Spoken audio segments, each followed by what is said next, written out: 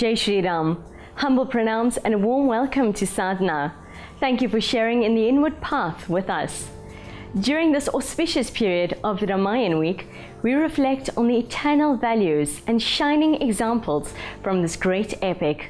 We also visit Gandhiji's Tolstoy farm in Lenasia and pay homage to Lord Shiva at the Cape Town Shiva Alayam. The Ramayan is revered and respected as one of the greatest spiritual texts. More than the story of Sri Ramachandra and his quest to find Mother Sita, it presents the teachings of ancient Hindu sages that are fundamental to raising the consciousness of man. Characters like the mighty Hanuman to the humble Sabri embody principles to emulate in our own life's journey. In a special today, we expound on the great lessons to be learned from this epic divine drama.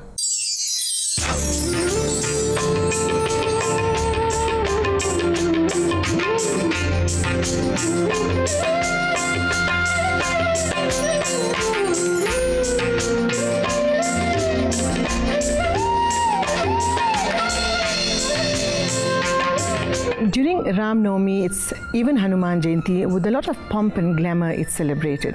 The reason being for this is both the events are the winning over of good over bad. If you look at dharma over adharma. Now at any time in life, when you look at even in our day-to-day living as human beings, we come across situations where are unconducive for us. The examples of the Lord, together with Hanumanji, is cited and given to us so that we can adapt into our day-to-day living and make life much more easier, get clearer as far as perspectives are concerned, and in this way, one is able to lead one's life in a very spiritual manner, together with that successfully.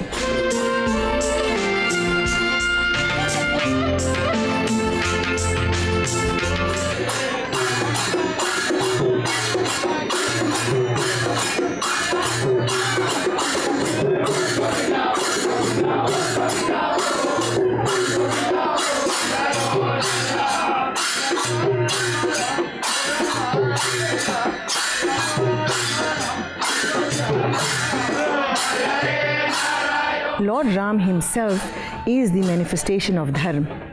He himself is the one who set out the rules or the standard of dharma. The way he played his role, or the way he displayed qualities of a son. He brought out about touching the feet of parents. It is said the feet of parents is a place of pilgrimage. Now, at any time, you want to do something, a child turns immediately to his or her parents.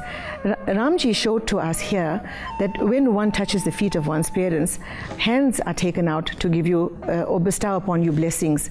Now, what better protection can you get other than the blessing of parents?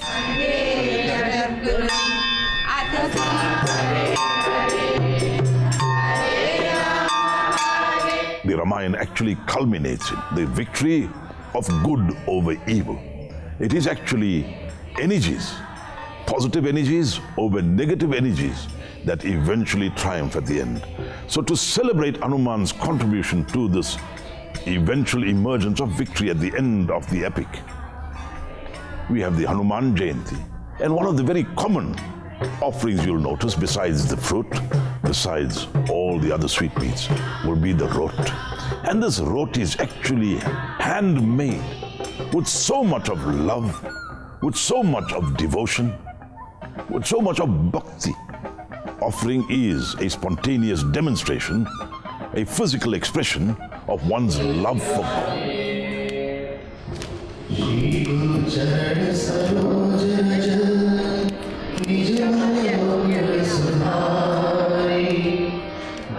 The reason why the Hanuman Chalisa is there, one is to glorify Hanumanji, but more than that, it is for the protection of a devotee.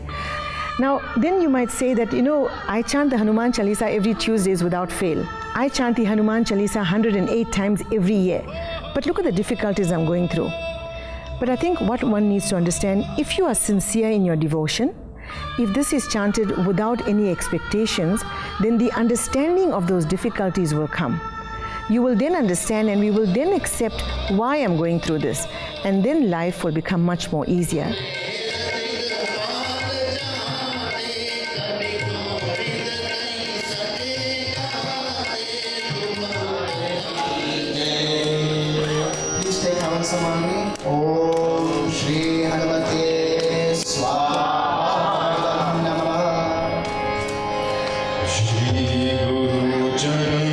He is the Hindu deity of courage, of valor, of bravery. But more importantly, Sri Hanumanji stands for selfless service. If one lifts a hand to help, if one lifts a hand to actually assist somebody who is in distress, you are lifting that for God. Because God, according to our scriptures, is in every man. So Anjaneya, or Sri Hanumanji, who is considered to be the God that is associated, the deity that is associated with the 4 Ds or 5 Ds in my opinion: discipline, dedication, devotion, determination, and duty. Hanumanji is considered as the devotee or the servant of Lord Ram. Now, when we use the word servant, people look at it in a very derogatory manner. I'm not a servant, we would say. We find that word servant very bad. But his existence was because of the Lord. He merged his existence in that of the Lord. Whatever Hanumanji undertook during his time or in the service of Sri Ram, it was always that what would please his Lord. We should take a leaf out of Sri Hanumanji's life and always try to reach out and make a difference in the lives of those who really need our help. Once again, we are here to share, to care, and to serve.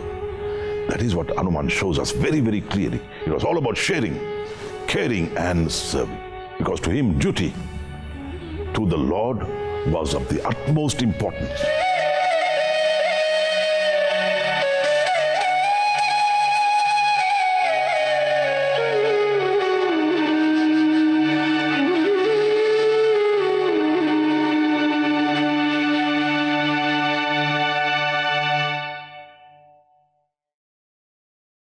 Every person that is born on this earth is born with a purpose. Sharing, caring, and serving forms part of that purpose. No birth is an accident. There is no life that has no meaning. And there is no experience that does not carry with it its fair share of value. And we see this so clearly in the life and times of Sri Anjaneya. We will experience situations in our lives where we will come across difficult situations. Then pick up that manual, like the way we pick up a manual for an appliance that is bought at home.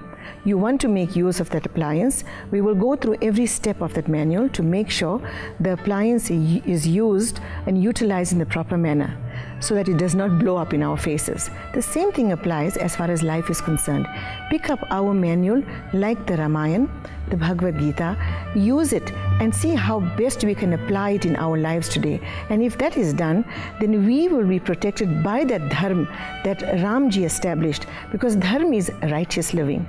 And when one conducts one's life in a righteous manner, irrespective of what the situation is, at some time or the other, that righteous conduct of yours will protect you in your most difficult of times.